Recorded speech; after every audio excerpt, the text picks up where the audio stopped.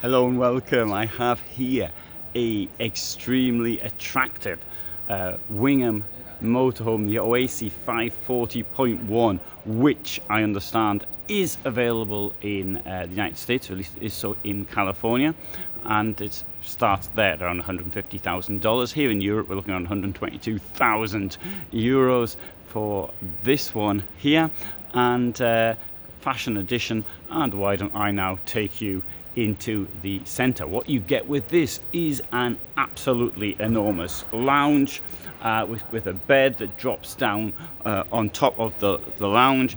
It is a sort of apartment, I would have to say, because look, absolutely in such a small footprint, you get all of this space here. You've got this enormous kitchen, beds up there, and there's plenty of headroom, at least there is for me, and I'll just stand under the bed here and now and turn the thing. Oh, there's me standing under the bed in this really small motorhome. Okay, there's not a huge amount of space, but you know, for somebody my height, absolutely average, 175 centimeters, it's good. Okay, don't really know where to actually start. It's so good. Right, so we have this sort of well, this is a preparation area, sideboard, don't know what to call it, but it does have this going up like that, which I think that's a rather useful feature. Another thing, actually talking about rounded, notice that everything here is rounded. The doors are rounded. The side there is rounded. That, I think, is a really good feature in a vehicle. Stops you actually catching yourself on something. The drawers, proper drawers with proper sides on them. Let's come over here now. One thing I think is really essential in a motorhome is to have a big sink. I do appreciate that size constraints sometimes stop this happening, but that is a really big sink. The only thing I'd have to say is I'd rather perhaps have had a domestic drainage in there, but really big now. And let's so that's made from fiberglass, and here 2 burners, which personally I think is reasonable. There's a spice rack. I suppose nothing's going to fall out of there. Now, obviously, opinions vary. This opens like this. Personally, I'm not so keen on that opening, but you know, that's me.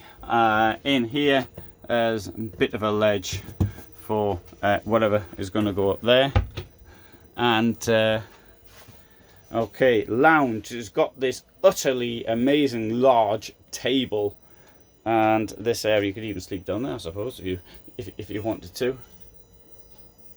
Let's come into the washroom.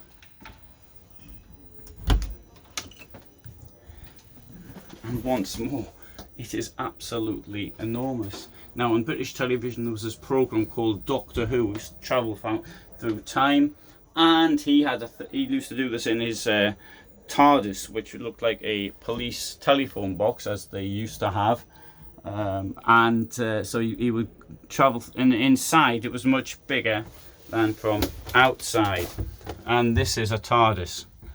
This here, I'm going to close the door behind me just to show you how big this is. Look at all this space. Amazing. And so I'll open this up as well. There you go. Same on the other side. A domestic toilet. Showers there. Sorry. And here, whilst you're in here having a shower, you can stick your head out the window and admire what else is going on. If you're the shy type, you can of course close it. Or if you're inside, don't the insects getting you, you can put that down. Brilliant.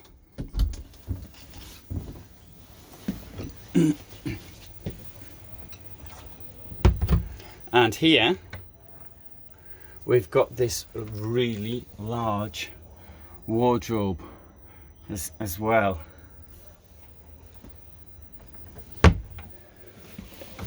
Now, a lot of this has been achieved in such a small area because of the footprint, I should say, because of the height of the vehicle. I didn't show the fridge, not that the fridge is anything especially unusual.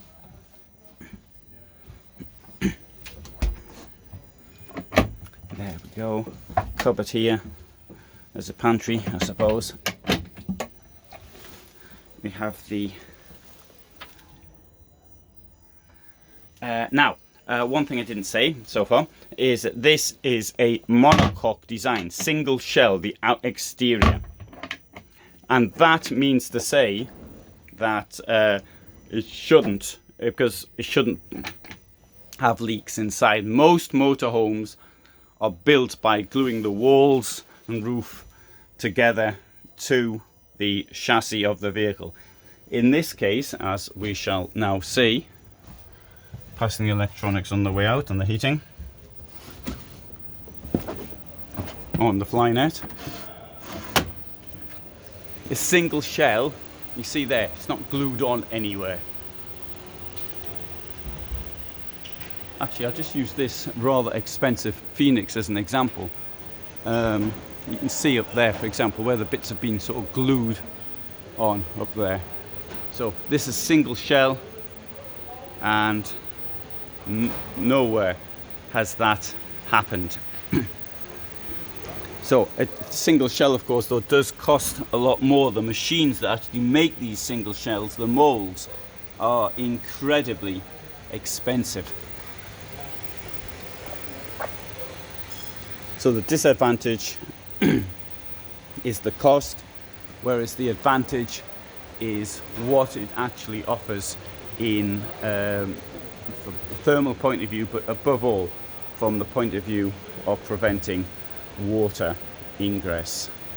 So I think that they are the big advantages of a single shell.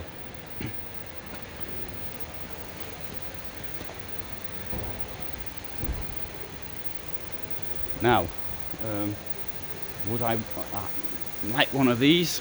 Yes, I would. It's a bit, I'd say it's a bit small for me. The way I live, I don't really need a big lounge. That's true, but everything else though sort of more or less makes up. It doesn't have a place for my bicycle either, which for me would be a little bit of a problem. But I think it's great. But above all, it's that small footprint offering so much. I think this is a particularly wonderful motorhome. Thanks for watching.